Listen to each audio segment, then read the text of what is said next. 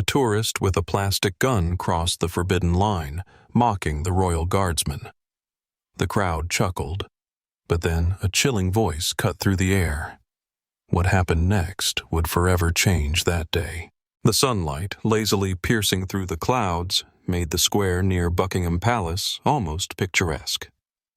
James Winchester, a fair-skinned guardsman in his early 30s, stood as the embodiment of British discipline.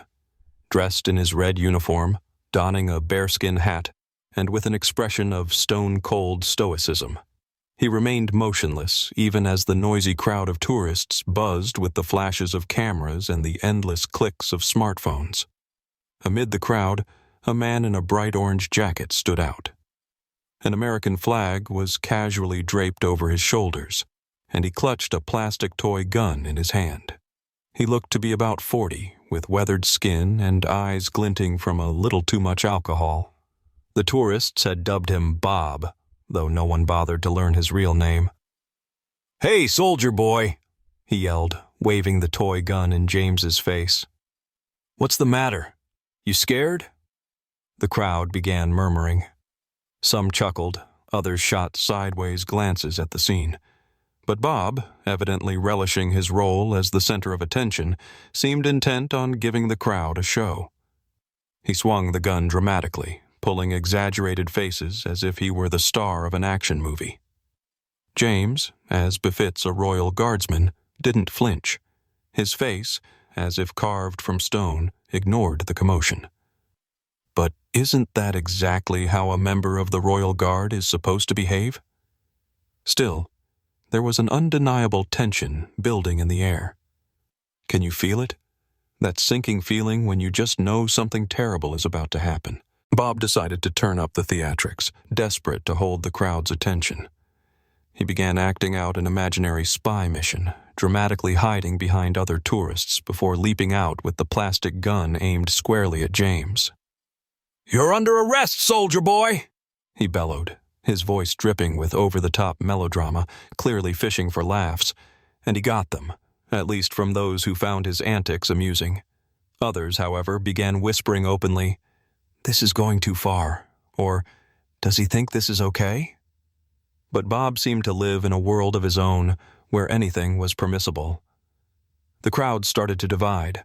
Some filmed his antics with smirks on their faces, while others glared in disapproval. Meanwhile, Bob crossed the white line. The sacred boundary tourists were forbidden to cross.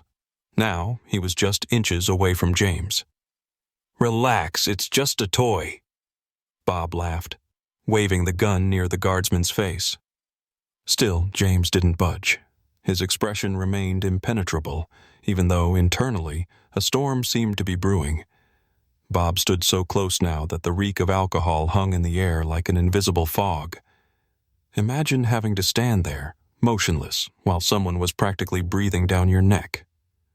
Finally, Bob raised his hand, reaching toward James's bearskin hat. The crowd gasped in unison, the tension reaching its peak. What would happen next? Well, let's find out. The murmur of the crowd was suddenly cut by a sharp, commanding voice. "Take your hands off him!" All eyes turned toward an older man with silver hair and chiseled features. He wore a tweed suit that seemed to scream his past, a retired military officer, a former captain. His gaze exuded a mix of disdain and resolve, instantly deflating Bob's bravado. "Do you even understand who you're standing in front of?" the captain said, his voice ringing with authority.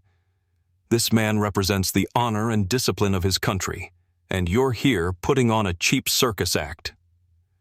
The crowd erupted into applause. Some shouted, "About time," and "Well said."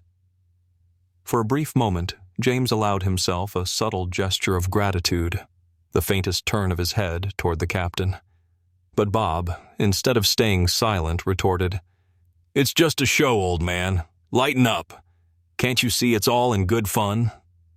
The captain, unwavering in his calm demeanor, stepped closer. His words, delivered with icy precision, landed like a blow. "If that were a real gun, your little show would have ended a long time ago." The crowd gasped, their judgmental stares burning into Bob from every direction. His cocky demeanor crumbled. Realizing he was no longer the star of the spectacle, he tried to slip back into the crowd. But it was too late. His performance had turned him into the very embodiment of disgrace. And James? He stood there, resolute as ever, but now his silence carried the weight of a triumphant victory. As palace security approached Bob, the crowd broke into loud applause. Relief and satisfaction were evident on every face as someone yelled, "Get this clown out of here!" Bob, who had clung to his arrogant confidence moments earlier, was now realizing the full extent of his humiliation. His act had backfired spectacularly. Under the scornful eyes of the crowd, he weakly defended himself. "It was just a joke! A joke!" But no one cared for his excuses anymore. The focus shifted back to James, who stood unmoving as if the ordeal had never happened. And yet, in his stoic silence lay a profound dignity that resonated louder than any words could. The captain, standing a few steps away, approached James with military precision. In a gesture heavy with respect, he saluted the guardsman. It wasn't just a formality, it was a statement. James, breaking protocol ever so slightly, gave the captain a subtle nod in return, acknowledging the significance of the moment. Tourists, their phones raised, captured the entire sequence.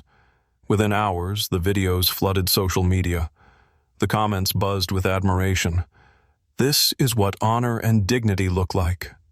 James is a true hero. We need more people like him.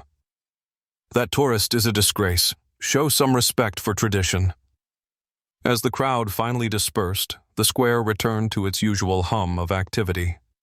James remained at his post, standing firm as always, but with the quiet satisfaction of knowing that today he had done more than his duty. He had upheld not just the palace, but the pride of a nation.